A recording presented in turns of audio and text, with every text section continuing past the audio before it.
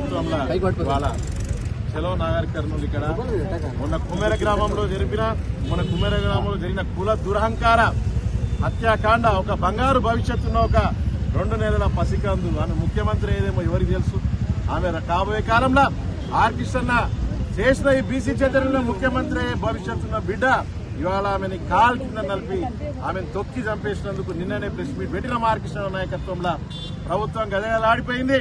ఇవాళ 50 vehicle convoy తోటి are Krishna నాయకత్వంలో 500 మందితోటి వీడికి రావడం జరిగింది నాగర్ కర్నూలు. ఇక్కడ వీళ్ళకి మద్దతుగా కుటుంబానికి మద్దతుగా ఆర్ కృష్ణ నాయకత్వం ఇక్కడికి వస్తున్నాము.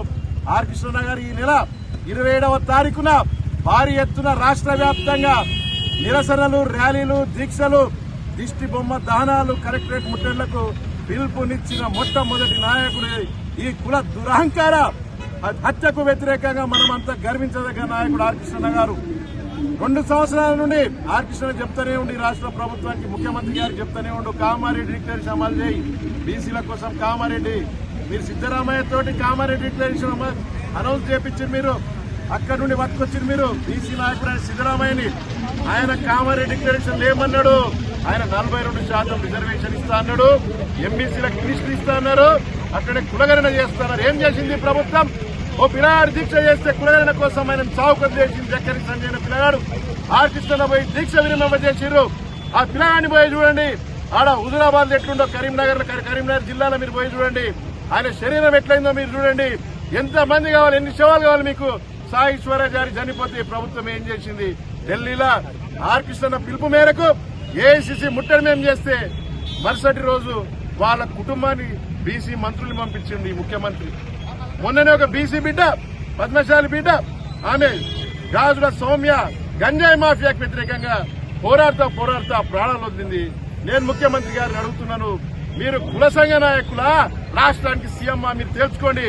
ఎవరన్నా ఇంటికి పోయిరా బీసీలు మరణం పొందితే, బీసీ అమరవీరులు ఆమె ఏం తప్పు చేసింది? గాజుల సౌమ్య ఈ రాష్ట్రం కోసం, పేద ప్రజల కోసం ఈ గంజాయి నిర్మూలించడానికి ప్రాణాలు పోతే మీరు ఆమె ఇంటికి ఎందుకు పోలేరని ముఖ్యమంత్రిని అడుగుతున్నాను. ముఖ్యమంత్రి గారు సీఎం అంటే కామన్ మ్యాన్. మీరు ప్రజలకు ముఖ్యమంత్రి కృష్ణను చూసి నేర్చుకోండి. ఓపెన్ ప్రజా దర్బార్ ఉంటాయి, ఎవరైనా కలవచ్చు. ఒక ఎంపీ అయి ఉండి డోర్లు లేవు, మీరు కూడా డోర్లు తెరవండి ముఖ్యమంత్రి గారు. మీరు అప్పుడు కేసీఆర్ ఉన్నప్పుడు మీరేం చెప్పిర్రు? కేసీఆర్ బుల్లెట్ ప్రూఫ్ బాత్రూమ్లు కట్టించుకోడని చెప్పిర్రు. మరి మీరెక్కడుంటారు ముఖ్యమంత్రి గారు? మీరు గోల్డెన్ మేడల్లో, మీరు ఒక గోల్డెన్ ప్యాలెస్ లో ఊహాలోకంలో బతుకుతున్నారు, హార్వర్డ్ లో బతుకుతున్నారు. ఇది కాదు ముఖ్యమంత్రి గారు. రండి, ఈ కుటుంబాన్ని పరామర్శించండి. మీరు లేదా రాజీనామా చేసుకోండి. మీ పార్టీలో ఉన్న బీసీని ముఖ్యమంత్రిని చేయండి.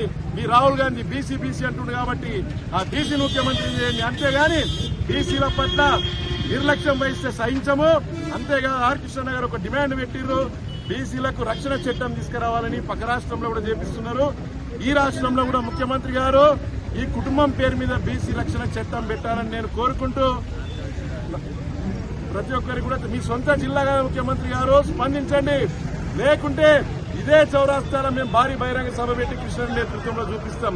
ఉద్యమ అభివందనాలు. Thank you.